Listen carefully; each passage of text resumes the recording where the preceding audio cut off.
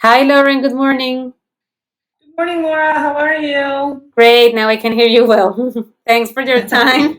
And thank you for being in my class the other day. It was amazing having you there. Oh, it's always fun being with you guys. I love watching this stuff.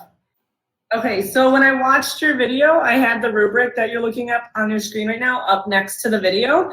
And I kind of want to clump a whole bunch of stuff together.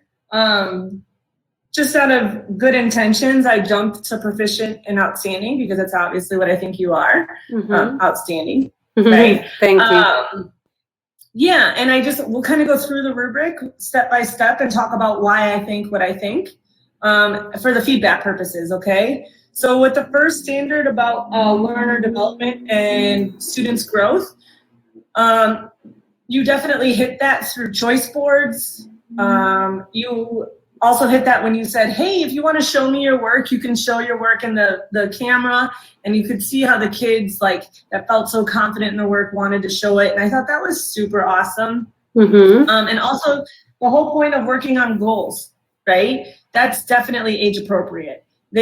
Students need to identify what the end result is that they want and how they're going to get there and the choices that they have to make to get there, which kind of matches your choice board. So you were supporting them in that, which is definitely age appropriate. So on the first standard to get an outstanding, it talks about your video quality. First off, all cameras were on. The only cameras that were off were yours. So, okay, that's awesome that you were prepared and ready to go in case anything happens. Go you. And then you live in Panama, and the birds added an even more calming environment in the background. So I was so happy to have that because that makes the kids feel comfortable, right? We're at home right now, and we need to face that reality and understand a new normalcy. So I was really happy with that. I mean, there's even teachers that when we were in the school that will have music playing in the background for calming purposes. So I loved what your environment that you produced for your students. Thank you. The next part. Yeah, the next part was about their cognitive, linguistic, social, emotional, and physical needs. The instructional strategies that you used in your video were outstanding. You started with bell work, you went into your mini lesson, you gave them time to talk to one another before asking them in the group, which allows them time, and it allows them time to bounce their ideas off one another and get feedback from one another and others' perspectives. So outstanding. Outstanding job. The next standard 2, which I'm down at, talks about the learning differences. Again, with the amount of opportunities that you had the students go into breakout rooms and talk to one another, that supports the learning differences because we know that students might even learn more from each other than they do from us. Or they might gain the confidence that they need from each other than they do from us, right? Just that extra support.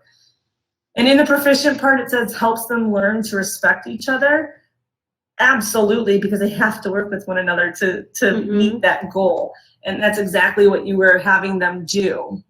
And then the candidate values students and promotes positive and respectful interactions amongst students to help them learn and respect each other. Again, that just showed that when they were excited to show their own work and hold up the sign and say, I did it, right? And to rely on one another and work on their communication skills. Again, Laura, that lesson was super awesome solely because, too, you were supporting them and making those choices for the formative assessment. And you knew that you were allowing them to make choices. And even the choices were scaffolded by having to work with each other first and then doing their own and just seeing how they could grow with each other and then how working with each other could then give them confidence to do amazing on their own, right? And so that kind of goes down to standard 3 with your learning environment. You are truly trying to have students understand why we make goals, why we make choices, how we get to that end result, how choices help us be successful and learn who we are as human beings. And then by letting them express themselves to each other, you're growing that support with them within one another. And even inquiry, like a kid might think of one thing and another kid goes, well, why did you think that? I didn't even think about that, right? So, I mean, truly, I was blown away about the idea and the support that you were providing to your students and the environment that you were trying to create for them, right? It was collaborative, it was thoughtful, it was age appropriate, and it was warm, welcoming, and it was equitable. Every student had an opportunity to learn in your classroom, and they had an opportunity to learn that met their need, right? And they could be proud of it. So I was super, super, super impressed, and it was definitely an outstanding job. You brought in the rubric too. That was amazing. I have so much I could talk about. No, thank you, Lauren, for your kind words and your extensive feedback.